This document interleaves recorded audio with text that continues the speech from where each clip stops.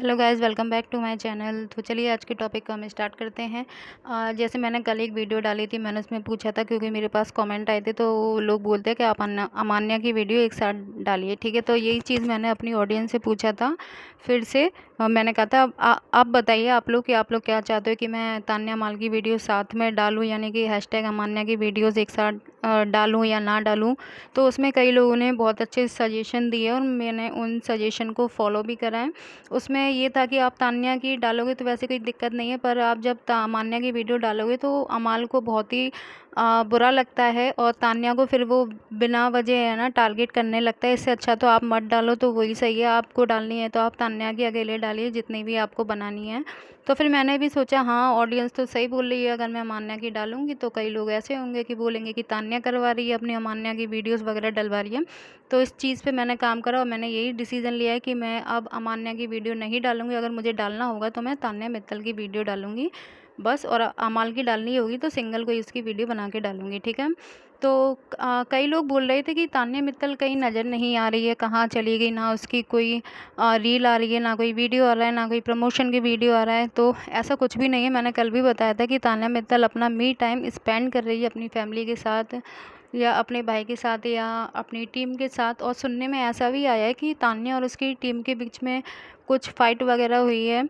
तो अभी वो मुझे पूरी डिटेल तो नहीं पता है, क्योंकि उनकी टीम के साथ जो इन लोग रहते थे उन लोगों ने तान्या को और तान्या ने उनको एक दूसरे को फॉलो करने से फॉलो नहीं कर रहे हैं एक दूसरे को। तो इसी से अंदाज़ा लगता है। और काफ़ी ऐसे कमेंट पोस्ट भी देखे जिसमें बोल रहा था कि तान्या मित्तल ने अपनी टीम चेंज कर रही है, या उनके दोनों के जो पॉइंट ऑफ व्यू था वो मिल नहीं रहे, दैट्स वाई तान्या मित्तल ने अपनी टीम चेंज कर रही है।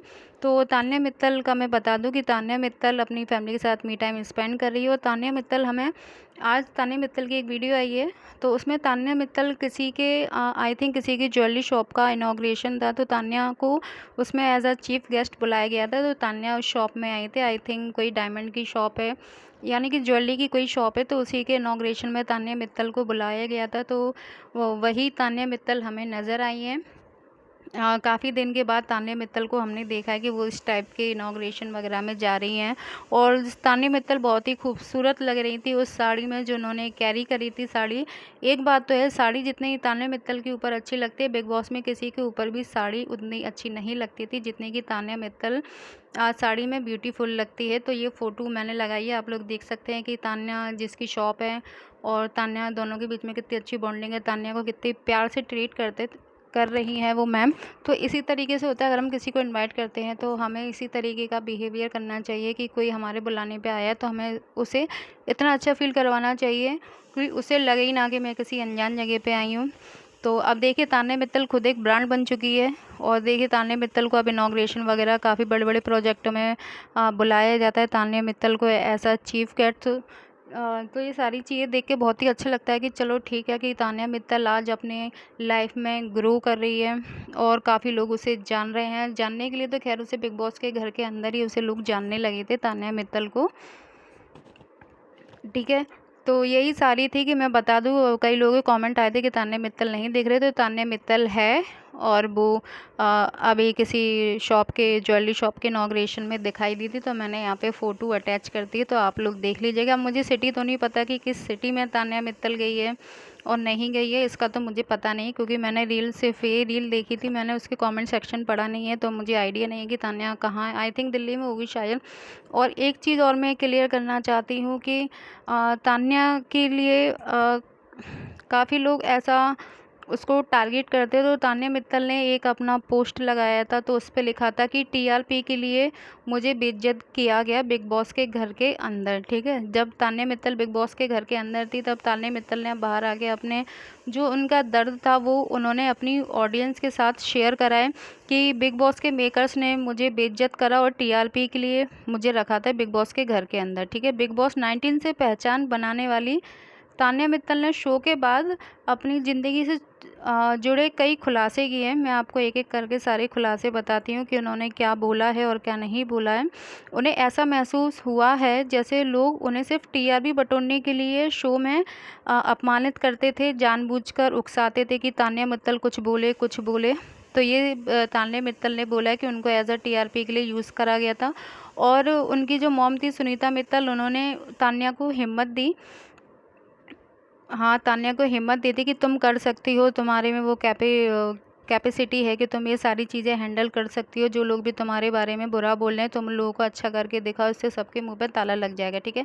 और जो माँ है ना, कि शूटिंग के दौरान भी तान्या को वही माहौल देखने को मिला। जब उन्होंने अपनी माँ को भी, उनकी माँ को ही भी एक्टिंग करी थी, तो तान्या ने उसका विरोध भी करा था और उनका मन था कि वो शो को छोड़ दें और इस शो में काम ना करें, क्योंकि उनकी मॉम को टारगेट करा गया था इस शो में, माँ है ना में।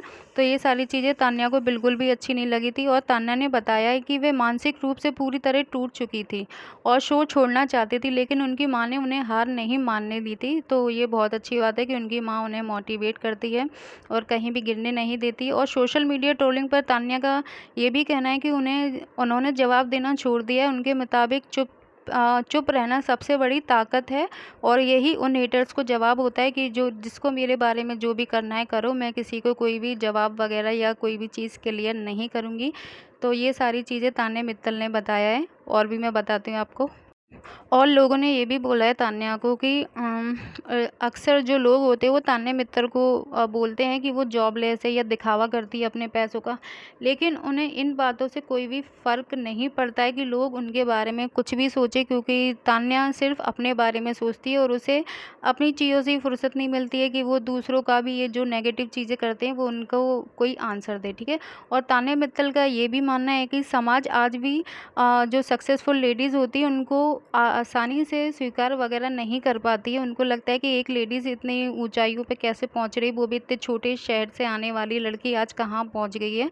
और उन्होंने ये भी कहा कि जब पुरुष के पास मर्सिडीज़ या बॉडीगार्ड होते हैं तो कोई सवाल नहीं करता, लेकिन यही चीज़ किसी महिला के पास होती है तो लोग उनकी सफलता पर शक करने लगते हैं कि अरे ये कौन है जो बॉडीगार्ड वगैरह रखती है। यही सारी चीज़ें फिर लोग बोलते हैं।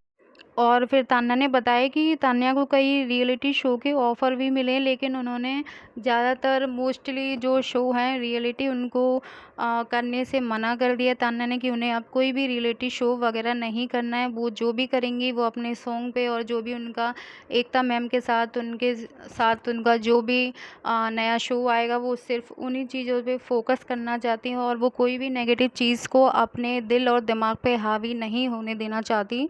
तो यही सारी चीज़ें थी, मैंने आपको बता दिया कि तान्या मित्तल कहीं नहीं गई है, वो सिर्फ अपनी फैमिली के साथ मी टाइम स्पेंड कर रही है और आज वो किसी ज्वेलरी शॉप के इनॉग्रेशन वगैरह में गई थी। तो यही सारी चीज़ें थी। वीडियो कैसी लगी कमेंट करके ज़रूर बताइएगा मुझे।